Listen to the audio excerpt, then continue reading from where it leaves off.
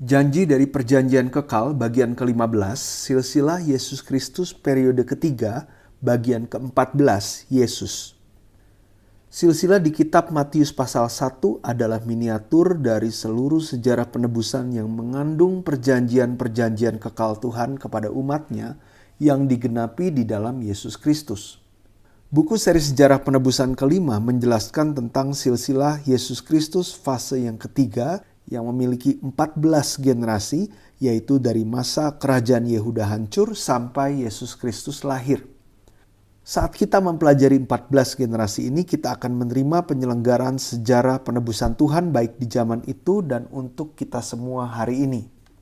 Hari ini kita akan lihat tokoh ke-14 dalam silsilah Yesus Kristus fase ketiga, yaitu Yesus. Yesus, bahasa aslinya artinya Tuhan yang menyelamatkan, memerdekakan. Dia yang akan menyelamatkan umatnya dari dosa mereka. Matius 1 ayat 16. Yakub memperanakan Yusuf suami Maria yang melahirkan Yesus yang disebut Kristus. Walaupun secara lahiriah Yesus dicatat sebagai anak Yusuf dan cucu Yakub, tapi Yesus lahir dengan dikandung dari Roh Kudus di dalam tubuh perawan Maria. Matius 1 ayat 18 dan 20, kelahiran Yesus Kristus adalah seperti berikut. Pada waktu Maria ibunya bertunangan dengan Yusuf, ternyata ia mengandung dari Roh Kudus sebelum mereka hidup sebagai suami istri. Tetapi ketika ia mempertimbangkan maksud itu, malaikat Tuhan nampak kepadanya dalam mimpi dan berkata, "Yusuf anak Daud, janganlah engkau takut mengambil Maria sebagai istrimu, sebab anak yang di dalam kandungannya adalah dari Roh Kudus." Poin pertama kita akan lihat, Yesus dikandung dari Roh Kudus dan lahir dengan meminjam tubuh Maria. Gaya pencatatan silsilah di Matius 1 adalah laki-laki memperanakan keturunan laki-laki yang berikutnya. Contohnya di Matius 1 ayat 2 dikatakan Abraham memperanakan Ishak, Ishak memperanakan Yakub, Yakub memperanakan Yehuda dan saudara-saudaranya. Maka seharusnya Yusuf memperanakan Yesus. Tetapi di Matius 1 ayat 16 dicatat Maria yang melahirkan Yesus yang disebut Kristus. Matius 1 ayat 16 ini mematahkan format umum dari silsilah yang seharusnya laki-laki memperanakan keturunan laki-laki yang berikutnya. Lalu di silsilah Matius pasal 1 kata memperanakan ini dicatat 40 kali. 39 kali dicatat dalam bentuk kata kerja aktif, yaitu bahasa Yunaninya egenesen.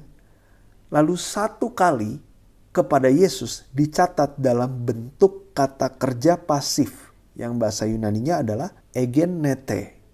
Ini menunjukkan yang pertama, kelahiran Yesus Kristus sama sekali tidak berhubungan dengan darah dan daging atau hubungan intim Yusuf dan Maria. Tapi Yesus dikandung dari Roh Kudus. Jadi kelahiran Yesus terjadi lewat pekerjaan Allah yang Maha Kuasa. Lalu yang kedua ini menunjukkan Yesus telah datang sebagai keturunan perempuan yang dijanjikan di Kejadian 3 ayat 15. Tepat setelah Adam berdosa, Tuhan memberikan janji keselamatan di Kejadian pasal 3 ayat 15. Aku akan mengadakan permusuhan antara engkau dan perempuan ini, antara keturunanmu dan keturunannya. Keturunannya akan meremukkan kepalamu dan engkau akan meremukkan tumitnya. Dikatakan, keturunan perempuan yaitu Mesias akan datang meremukkan kepala ular atau membinasakan setan. Janji firman ini digenapi lewat kelahiran Yesus. Janji Mesias di Kejadian 3 ayat 15 ini digenapi lewat kelahiran Yesus dari seorang perempuan. Galatia 4 ayat 4, tetapi setelah genap waktunya maka Allah mengutus anaknya yang lahir dari seorang perempuan dan takluk kepada hukum Taurat. Lalu yang ketiga ini menunjukkan Yesus telah lahir dari tubuh seorang anak darah atau perawan yang dinubuatkan di Yesaya pasal 7 ayat 14. Sebab itu Tuhan sendirilah yang akan memberikan kepadamu suatu pertanda. Sesungguhnya seorang perempuan muda mengandung dan akan melahirkan seorang anak laki-laki dan ia akan menamakan dia Immanuel. Kata perempuan muda, bahasa Ibraninya Alma, yang artinya perempuan muda yang belum menikah atau perawan. Yesus Kristus yang dikandung dari Roh Kudus dan datang ke bumi ini lewat tubuh perawan Maria merupakan penggenapan nubuat di Perjanjian Lama dan pemeliharaan yang misterius dari Allah yang melampaui akal sehat manusia. Lalu poin kedua kita akan lihat Yesus adalah Kristus Sang Mesias. Kristus bahasa Yunaninya adalah Kristos yang artinya orang yang diurapi. Kristus dalam bahasa Ibraninya adalah Masiah yang artinya Mesias. Allah mengurapi Yesus dengan Roh Kudus dan kuat kuasa. Ada 3 macam orang yang diurapi di Alkitab. Yang pertama adalah raja, yang kedua adalah imam, yang ketiga adalah nabi. Yesus adalah orang yang diurapi karena Yesus adalah raja, imam besar, dan nabi yang sejati. Yesus adalah raja di atas segala raja. Yesus adalah imam besar yang sejati. Yesus adalah nabi yang sejati. Arti Yesus adalah Kristus menunjukkan bahwa Yesus adalah Allah yang telah menjelma menjadi manusia dengan memiliki 3 jabatan, yaitu raja, imam besar, dan nabi. Lalu poin ketiga, Yesus adalah juru selamat yang akan menyelamatkan umat Allah dari dosa mereka. Matius 1 ayat 21. Ia akan melahirkan anak laki-laki dan engkau akan menamakan dia Yesus, karena dialah yang akan menyelamatkan umatnya dari dosa mereka. Siapakah sosok yang bisa menyelamatkan manusia dengan menanggung dosa manusia? Pertama, orang yang tidak ada dosa. Kedua, Allah yang dapat menyelamatkan dengan menggenapkan penebusan yang sempurna. Yesus adalah satu-satunya sosok yang dapat memenuhi kedua kriteria ini. Yesus adalah sosok yang memiliki kemanusiaan yang sempurna dan keilahian yang sempurna.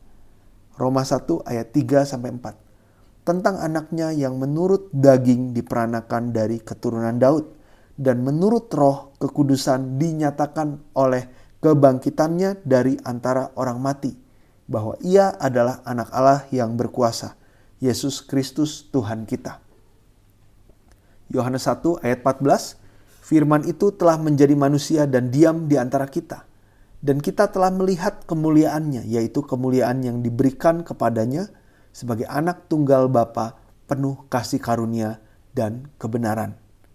Kata manusia, bahasa Yunaninya adalah sarx yang artinya jasmani, tubuh, daging.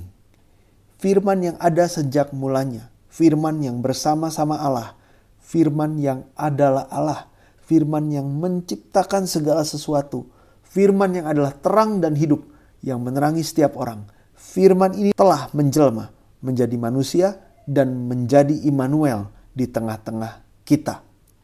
Tujuan firman menjelma menjadi manusia adalah untuk meniadakan dosa dan menyelesaikan maut.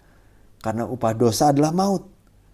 Sosok yang berkuasa atas maut adalah iblis. Dan Yesus telah datang untuk membinasakan perbuatan-perbuatan iblis itu. Yesus datang sebagai manusia untuk memberikan nyawanya menjadi tebusan bagi banyak orang, memusnahkan iblis yang berkuasa atas maut, membebaskan manusia yang seumur hidupnya berada dalam perhambaan oleh karena rasa takutnya kepada maut, dan untuk mengasihi keturunan Abraham dan mendamaikan dosa seluruh bangsa. Matius 20 ayat 28. Sama seperti anak manusia datang bukan untuk dilayani melainkan untuk melayani dan untuk memberikan nyawanya menjadi tebusan bagi banyak orang. Kata tebusan bahasa Yunaninya lutron, artinya orang yang telah membeli budak dengan membayar harga untuk membebaskannya. Yesus yang sama sekali tidak ada dosa telah menerima hukuman di atas kayu salib yang seharusnya diterima oleh kita orang-orang berdosa dengan menggantikan kita. Kita telah beroleh penebusan, yaitu pengampunan dosa lewat darah yang mahal yang ditumpahkan di atas kayu salib. Tidak ada nama lain yang diberikan kepada manusia yang olehnya kita dapat diselamatkan. Kita harus menerima Yesus, barulah kita menjadi anak-anak Allah, sehingga kita tidak binasa, melainkan beroleh hidup yang kekal. Hanya Yesus Kristus sajalah anak manusia yang sempurna, anak Allah yang maha tinggi, satu-satunya juru selamat yang menyelamatkan orang-orang kudus pilihannya, serta anak Allah yang berada bersama kita untuk selama-lamanya. Amin.